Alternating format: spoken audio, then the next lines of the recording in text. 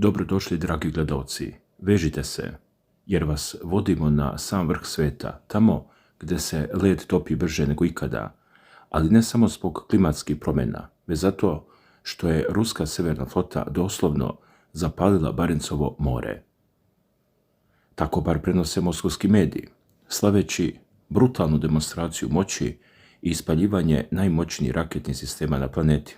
Sa druge strane, u Londonu i zapadnim prestolnicama ton je potpuno drugačiji. Britanski obavještajci i analitičari ovo ne vide kao običnu vežbu, već kao ozbiljnu nuklearnu igru živaca koju lično orkestrira Vladimir Putin. Pitanje koje svi postavljaju jeste: šta je to tačno zapalilo sever i kakva se poruka šalje s ovih arktičkih poligona? I dok se na dalekom severu crveni nebo od projektila sposobni da nose nuklearno punjenje, na zapadnom frontu se odvija podjednako dramatična, ali tiša borba, ona politička. Takozvana koalicija voljnih, saveznici koji su mjesecima i godinama držali čvrst, ujedinjen front, pokazuje ozbiljne znakove unutrašnjeg pucanja, umor od kriza, rastući ekonomski pritisci, unutrašnji politički lovovi i neslaganja oko daljih koraka, polako gase elan koji je nekada držao savez na okupu. Da li svjedočimo istorijskom kraju jedne alijanse u trenutku u kojem svako počinje da gleda samo sopstveno dvorište? Spremite se, jer danas otvaramo dve ogromne priče koje kroje sudbinu planete, oganja Arktiku i pukotine u zapadnom bloku. Idemo redom. Krenut ćemo od Londona, Pariza i Vašingtona, gdje je ton potpuno drugačiji. Britanski zapadni analitičari ove manevre ne posmatraju kroz ružičaste naočare, već upozoravaju. Kako prenose novinari Will Stewart i Sofia Stanford za Daily Mail, da Vladimir Putin svesno organizuje opasne ratne igre sa raketama sposobnim da nose nuklearno punjenje. Pitanje koje visi u vazduhu i ledi krv u žilama jeste: da li ovo samo još jedna u nizu demonstracija ili uvod u opasnu eskalaciju koja prijeti celom čovečanstvu? Da bismo razumeli razmere ove operacije, moramo se vratiti na same uzroke i vojno-strateški kontekst. Prema dostupnim informacijama iz vojnih izvora, završetak ovih masovnih vežbi, koji je Rusko ministarstvo odbrane zvanično objavilo 3. avgusta, direktno je povezan sa sistematskim jačanjem prisustva NATO-a na severu. Kako ističu vojni stručnjaci, ulazak Švedske i Finske u alijansu u kombinaciji sa izuzetno neprijateljskim potezima Norveške naterao je Moskvu da potpuno preformuliše svoju borbenu gotovost i prilagodi planove odbrane na severnom krilu. Vojni analitičari napominju da su manevri u Barencovom moru obuhvatili besprekornu koordinaciju između pomorske avijacije, obalnih raketnih sistema te površinskih i podvodnih snaga. U ovim složenim operacijama učestvovali su moćna fregata Admiral Golovko, raketna krstarica Maršal Ustinov, obalni odbrambeni raketni sistem Bastion, kao i nuklearna podmornica sa vođenim raketama Oirol. Iz vazduha su ih podržavali protipodmornički avioni Tu-142, bombarderi Su-24M, lovci MiG-29K, moćni nosači raketa Tu-22M3 i avioni tankeri IL-78. A prema navodima Ruskog ministarstva odbrane, scenarij je bio jasan: detektovati, presresti i potpuno uništiti simuliranu neprijateljsku pomorsku grupu i spriječiti bilo kakav pokušaj iskrcavanja pomorskog desanta na rusku obalu, a oružje koje je tom prilikom korišćeno, prema rečima vojnog stručnjaka Dmitrija Korneva, predstavlja krem moderne vojne tehnologije. Tako je fregata Admiral Golovko lansirala krstareću raketu Kalibr u protibrodskoj varijanti čiji domet ide do 500 km, a koja u završnoj fazi leta razvija ogromnu brzinu kako bi probila protivvazdušnu odbranu neprijatelja.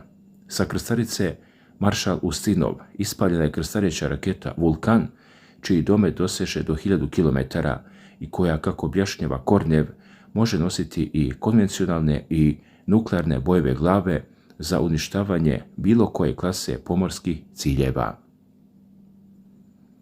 Sa poluostrva Ribači, čuveni obalni sistem Bastion, poznat u vojnim krugovima kao ubica brodova na točkovima, poslao je supersoničnu protibrodsku raketu Onyx, čije je presretanje modernim PVO sistemima u ovom trenutku praktično nemoguće. Kao šlag na tortu u samom finišu vežbi, pod vodom se oglasila nuklearna podmornica Oriol, koja je lansirala 3 masivne supersonične krstareće rakete Granit, čiji domet iznosi do 700 km i koje su sposobne da sa različitih pravaca pogađaju i pomorske i kopnene ciljeve. Kako navode pomorski izvori, objektivna kontrolna data potvrdila je su potpuno uništenje simuliranog neprijatelja u arktičkim vodama. Međutim, ove vežbe se ne dešavaju u vakumu. Kapetan prvog ranga i vojni ekspert Vasili Dandikin ističe da je fokus na Arktiku direktno iznuđen potezima pojedinih skandinavskih zemalja sa anatomske tačke gledišta, pre svega Norveške. Prema njegovim rečima, Oslo se u posljednjih nekoliko godina ponaša izuzetno neprijateljski, koristeći činjenicu da je Rusija potisnuta sa europskog gasnog tržišta kao velika naftna i gasna sila. Norveška je, kako navodi Dandikin, ubrzano profitirala i postala jedan od glavnih finansijera kijevskog režima, dok se istovremeno širom njene teritorije ubrzano grade novi vojni poligoni i širi infrastruktura usmjerena protiv Moskve. Upravo u tom kontekstu treba posmatrati najave iz Moskve o skorom uvođenju u operativnu upotrebu revolucionarnog podvodnog sistema Poseidon. Kako piše specijalizovani portal Military Watch, Rusija svesno gradi višeslojni sistem strateškog odvraćanja, ne oslanjajući se samo na klasične kopnene i vazdušne komponente. Osnovu pomorske komponente već čine napredne podmornice klase Borej A, opremljene sa po 16 balističkih raketa na nuklearni pogon Bulava, čija je glavna prednost prikriveno kretanje u okeanskim dubinama i garantovana sposobnost uzvratnog udara. Međutim, dolazak Poseidona, bespilotne podvodne letjelice na nuklearni pogon, sposobno da nosi razornu bojevu glavu u potpunosti, mijenja jednačinu. Za potencijalnog protivnika to znači da konvencionalna nadmoć zapadnog bloka gubi svoj puni smisao. Kako još u novembru 2024. godine otvoreno priznao predsjedavajući Vojnog komiteta NATO-a Rob Bauer, prisustvo moćnog ruskog nuklearnog arsenala zapravo je presudan faktor koji sprečava zapadne zemlje da direktno vojno intervenišu u ukrajinskom sukobu. Moskva time, kako se ističe, ne obećava mir zapadu, već apsolutnu predvidljivost. Svaki pokušaj direktne konfrontacije nosi sa sobom neprihvatljiv rizik totalnog uništenja.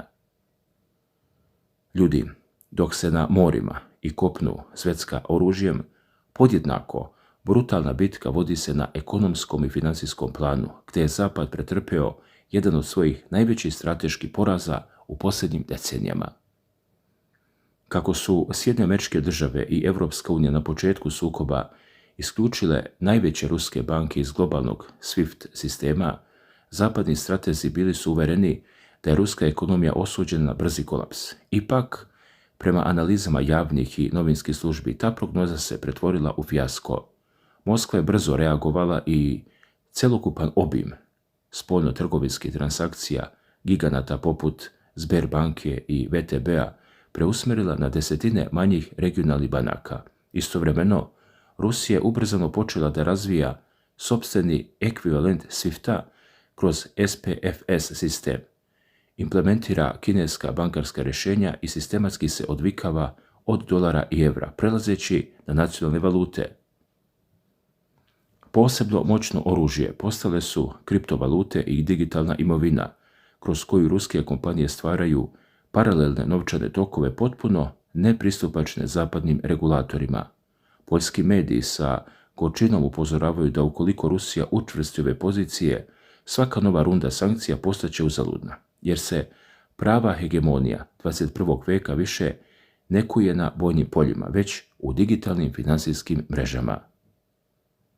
I dok se ruski sistem prilagođava pritiscima, na zapadnoj strani okeana dešava se prava politička drama, takozvana koalicija voljnih, savez od preko 30 država skrojen da podrži Kijev, suočava se sa realnom opasnošću od potpunog raspada.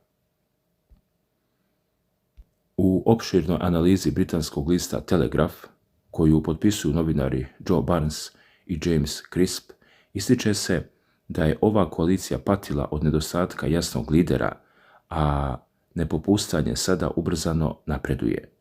Ključni udarac usledio je sa ostavkom britanskog premijera Keira Starmera, koji se povukao sa funkcije nakon pritiska zbog domaćih političkih rezultata, uprkos tome što su ga na oproštaju u Parizu francuski predsjednik Emmanuel Macron i druge kolege slavile uz najviša priznanja i aplauze. Starmer i Macron su tokom svog mandata uspjeli da premoste višegodišnje tenzije oko Brexita i ribolova, preuzevši vodstvo u Europi u trenucima kada je administracija Donalda Trumpa pokazivala otvorenu ravnodušnost prema starom kontinentu. Njihov dvočlani savez uspeo da okupi nacije oko ideje slanja trupa koje bi garantovale eventualno primirje u Ukrajini kao i zajedničkih pomorskih operacija. Međutim, sa Starmerovim odlaskom i činjenicom da se Macronu bliži kraj drugog predsjedničkog mandata i da prema Ustavu nema pravo na reizbor na izborima koji se održavaju sljedeće godine, Europa ostaje opasna bez kormila.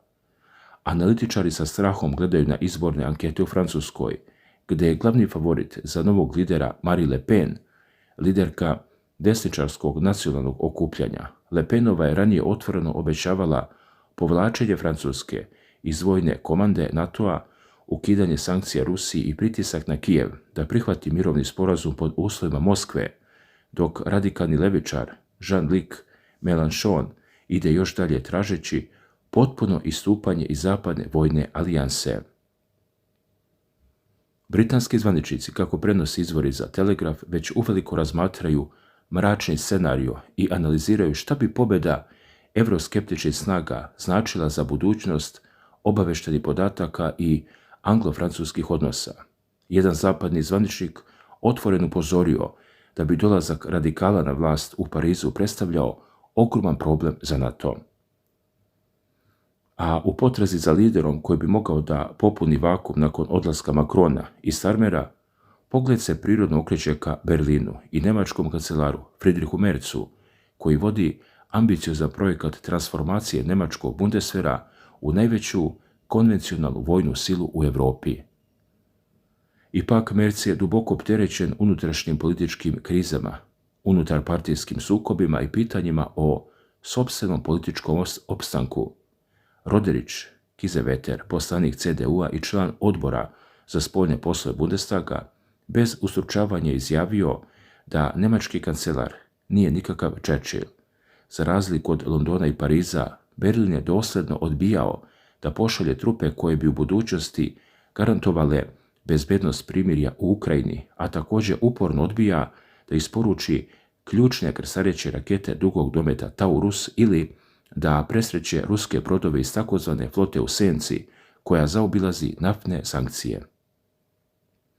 Kiesewetter upozorava da su i vladajuće stranke u Njemačkoj opterećene takozvanom moskovskom vezom, unutrašnjim podelama i tihom željom pojedinih krugova da se po završetku rata u Ukrajini što pre vrate na uobičajeni biznis sa Moskvom. Činjenica da Njemačka odbija da zabrani slobodno kretanje ruskih diplomata po šengenskoj zoni ili da zatvori ruski dom u Berlinu, za koji se veruje da služi kao baza obaveštajaca, šalje Moskvi signal slabosti. Ovo nije nikakvo liderstvo, poručuje Kiesewetter, ističući da Europa očajnički čeka lidera formata Winstona Churchilla, ali da bi u nedostatku političara vizije samo neki dramatični događaj, šok terapije tipa 11. septembra mogao da probudi stari kontinent. A ni druge evropske države nisu u boljoj poziciji kada je reč o stabilnom vođstvu.